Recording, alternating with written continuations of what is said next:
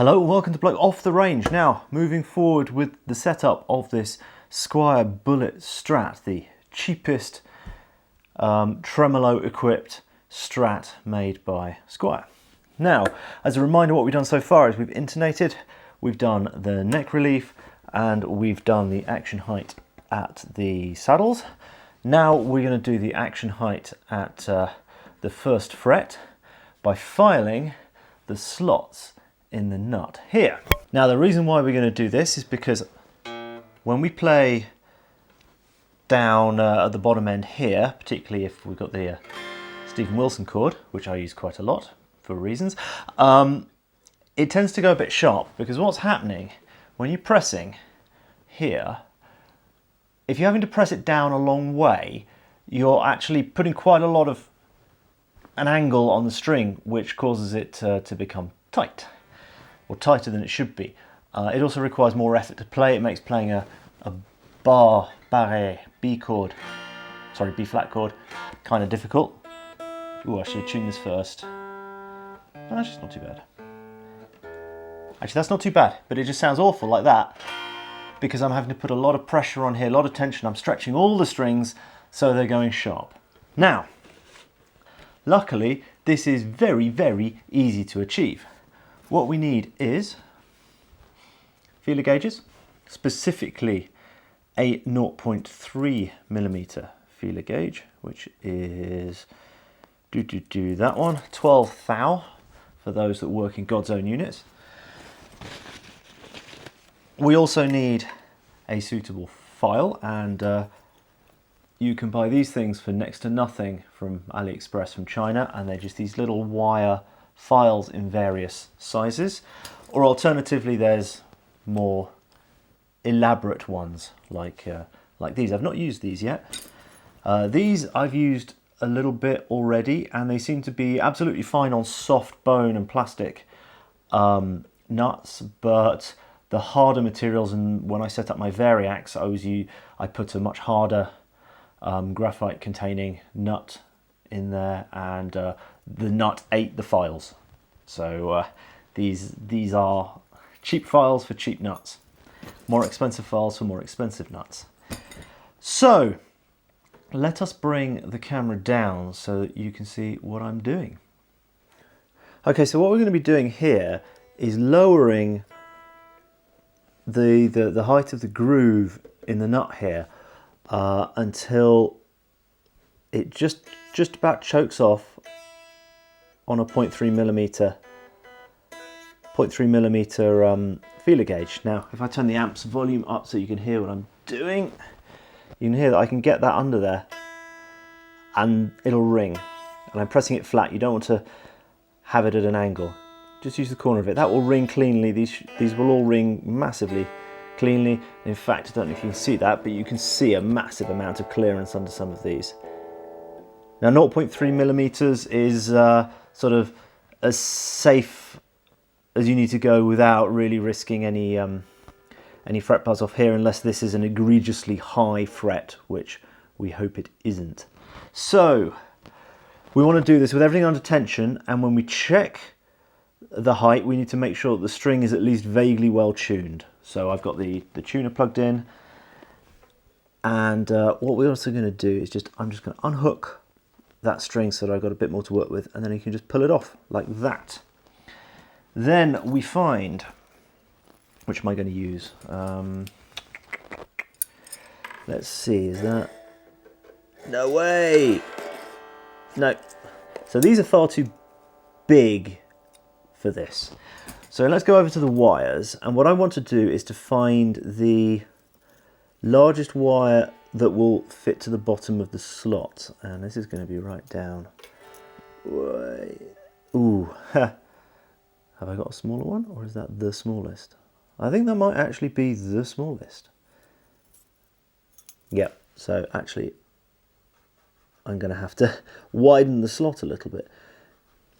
Now what's going on here that you need to think about a little bit is that you don't want the base of the slot to be tilted like that, because the string won't break cleanly at this edge of it. It'll you'll get some problems as the point of contact moves a bit back. So what you can do, and what you really should do, is either make it exactly flat or ever so slightly back tilted. Not massively so, because then you'll put a lot of pressure on it and it'll wear as you tune it. Because every time you tune it, the string moves just a touch in there and it'll wear it.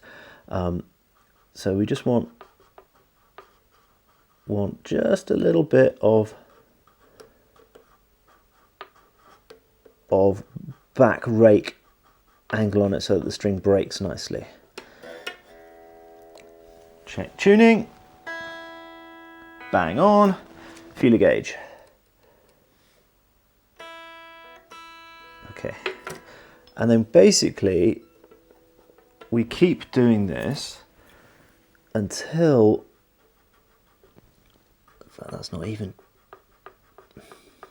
there we go, I've got that wide enough now. And these are these little wire files are very soft, very flexible.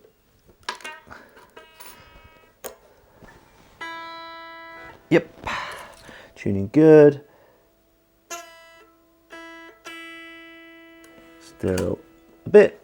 And then basically you just keep doing this until such point as it starts to just touch that feeler gauge as it's as you twang the string. And don't worry about wrecking these, by the way, because they are cheap as chips. They're very, very difficult to hold. So you will bend them. Just hold them in tension as you use them. Possibly a small pair of pliers might help. The pliers actually have been resorted to hold it tight and straight, and it fell off the thing, and nightmare. Actually, this nut is in fact smoothing out this file. Hehe. Right. Close enough.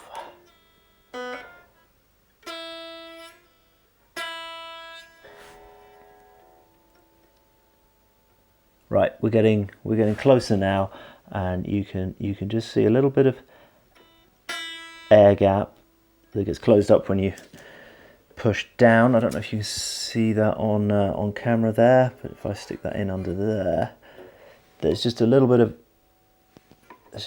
air. But we're almost there. It's still ringing. Right, skip to the end. Okay, so we're just about there now. So it chokes off, and we don't really see. That is as low as I'm prepared to go on that one. So now we basically rinse and repeat across the rest of the neck. And I want to try these, but I need to find a slot that's wide enough, perhaps when we get down that end. Otherwise, we shall keep bashing at it with these, and I'm basically using a set of these per setup these days. Right, it doesn't matter if you widen the slots a bit, but it gets easier as you go across because they're wider and they're stiffer. Okay, so I don't think there's a lot of point in showing you every little bit of gory detail on this, so we shall skip to the very end. So finally on to the last one. This is probably about half an hour's work. You can see why at the factory they don't do this. They just have a basic setup, and that it tends on the side of safety, so it tends to be too high. Let's just see where this sixth string. Come back.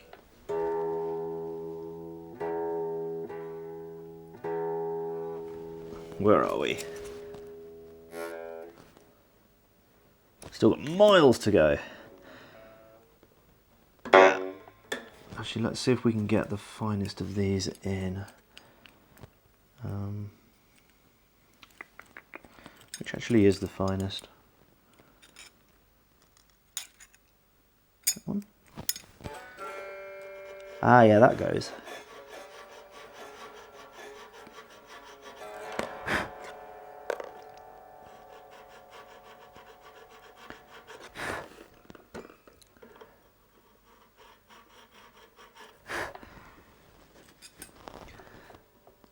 Ugh.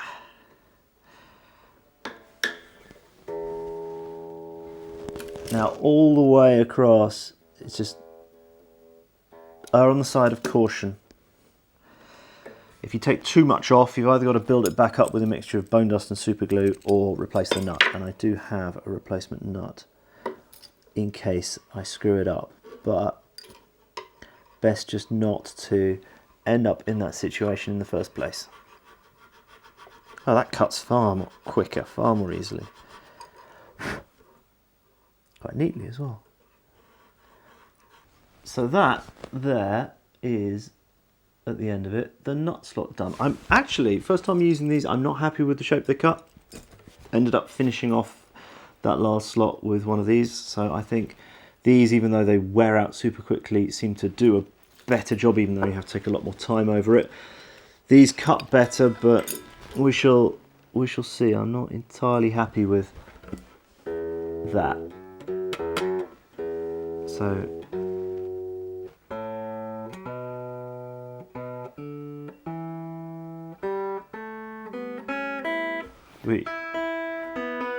does not go egregiously sharp anymore.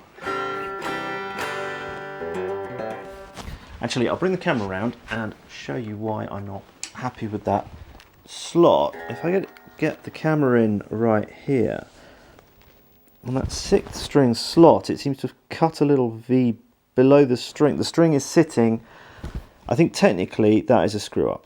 Ooh, focus. There we go. I'm not entirely happy with the shape of that slot. It seems to be sitting at the right height. It seems to be bearing right, but there is a slight cavity underneath it. But aside from that, it seems okay.